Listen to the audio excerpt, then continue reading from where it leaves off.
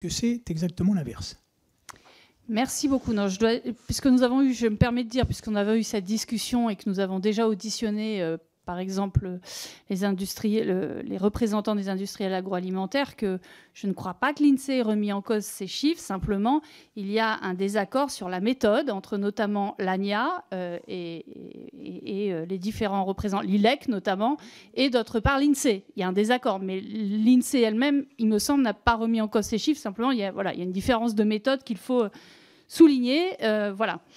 Donc la publication des résultats des entreprises qui ont été faites ont largement contredit ces données-là quand même. Oui, par l'ILEC et l'ANIA. Mais je maintiens que l'INSEE ne remet pas en cause lui-même ses chiffres. Simplement, il y a un désaccord avec les représentants des industriels agroalimentaires sur la méthode. Et à l'époque, nous avons eu des discussions assez serrées en commission, donc je me permets de le ressouligner. Bon, voilà. Très bien. Mais après, quand nos chiffres sont publiés, vous regardez le résultat net, vous ne verrez pas d'augmentation de 60% de la marge. Au moins en ce qui nous concerne. Alors ça, c'est... Voilà. Pour le cas de Lactalis, je ne parlais pas du cas de Lactalis, mais de l'ensemble des industriels agroalimentaires. Voilà. Je passe maintenant la parole à monsieur Thierry Benoît. Merci, Madame la Présidente. Monsieur le Directeur Général, je reviens sur ma question de tout à l'heure.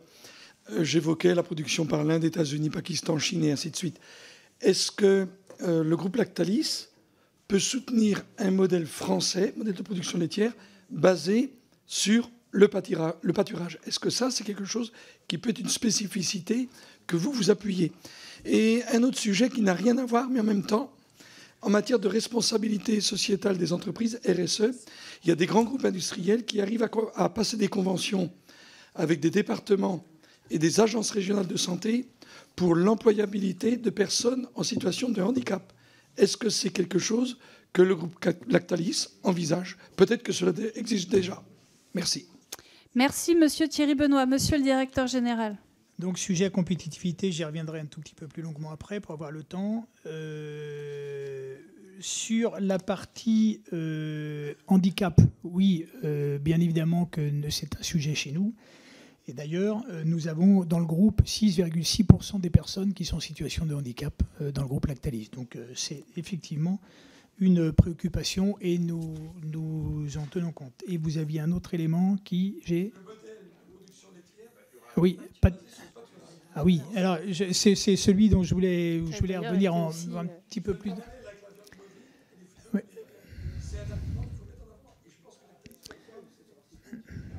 D'ailleurs, je tiens à souligner que l'industrie laitière allemande, si je puis me permettre, c'est quand même assez bien le valoriser. Et voilà, mais bon, c'est une parenthèse. Tout ce qui conclut.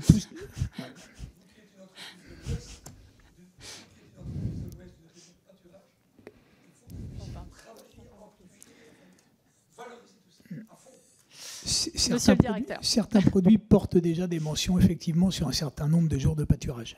Donc c'est vrai que c'est une tendance actuellement. Nous la regardons aussi, bien sûr. Mais je ne pense pas que ça résoudra la totalité de la difficulté de la compétitivité, mais on y reviendra. C'est un sujet valorisation. C'est un sujet valorisation. Tout à fait. Mais derrière, effectivement, il y a la question de la valeur ajoutée sur les produits laitiers. Voilà. Donc, monsieur Stéphane Buchou.